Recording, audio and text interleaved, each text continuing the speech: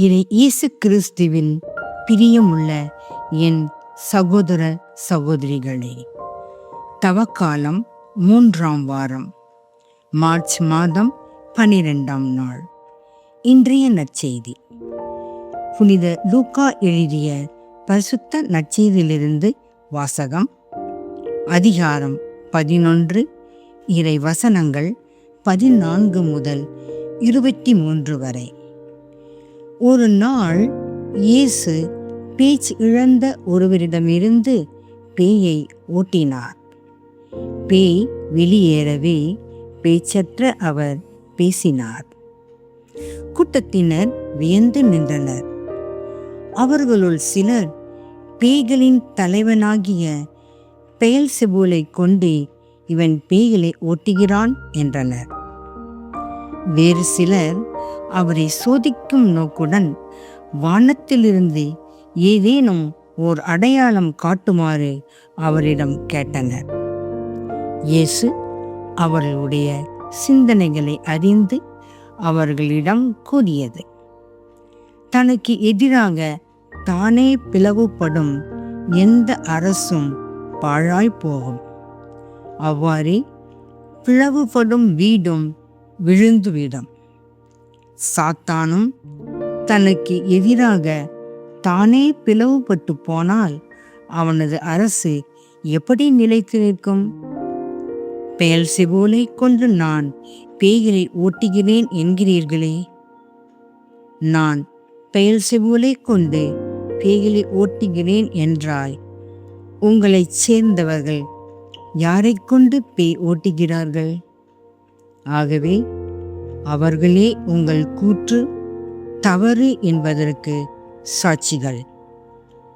நான் கடவுளின் ஆற்றலால் பேய்களை ஓட்டுகிறேன் என்றால் இறையாட்சி உங்களிடம் வந்துள்ளது அல்லவா? வலியவர் ஆயுதம் தாங்கி தம் அரண்மனையை காக்கிற போது அவருடைய உடைமைகள் பாதுகாப்பாக இருக்கும்.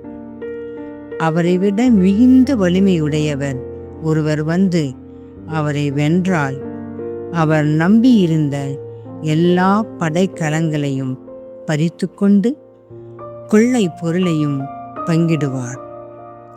என்னோடு இராதவர் எனக்கு எதிராக இருக்கிறார். என்னோடு இணைந்து மக்களை கூட்டிச் சேர்க்காதவர் அவர்களை சிதறடிக்கிறார்.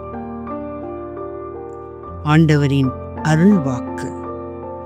கிறிஸ்துவே உமக்கு புகழ்.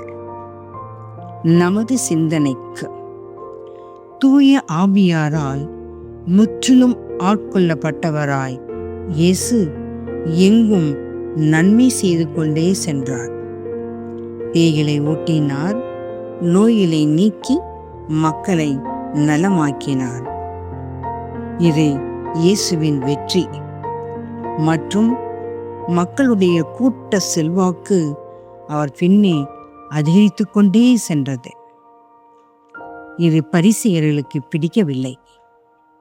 எனவே இயேசு பேய்களின் தலைவனாகிய பெயல்செபூலை கொண்டே பேய்களை ஓட்டுகிறார் என்று அவர் மீது பழி சுமத்துகிறார்கள். இது பரிசேயர்களின் பொறாமையின் வெளிப்பாடு. பரிசேயர்களைப் போல பிறரின் நல்ல செயல்களை குறை கூறும் போக்கு இன்று நம்மிடமும் காணப்படுகிறது. நமது பக்தியை தம்பட்டம் அடிக்கும் நாம் பிறரது பக்தியை பரிசேயத்தனம் என மட்டம் தட்டுவது இல்லையா? நமக்கு நோய் வந்தால் அது கடவுளின் சோதனை என்று கூறும் நாம் மற்றவர்களுக்கு நோய் வந்தால் அது கடவுளின் தண்டனை என்று சொல்வதில்லையா? எனவே பிறரின் வாழ்வை கண்டு பொறாமைப்படாமல் அவர்களது வளர்ச்சிக்கு உதவுவோம். ஜெபம். அப்பா பிதாவே, உமது காவல் தூதர்களை எங்களுக்கு முன்னே அனுப்பி எங்களுடைய அன்றாட வாழ்வில் நாங்கள் பொறாமையை கைவிட்டு உமது இறை துணையை நாடி வழி நடக்க எங்களுக்கு அருள் தாரும். ஆமென்.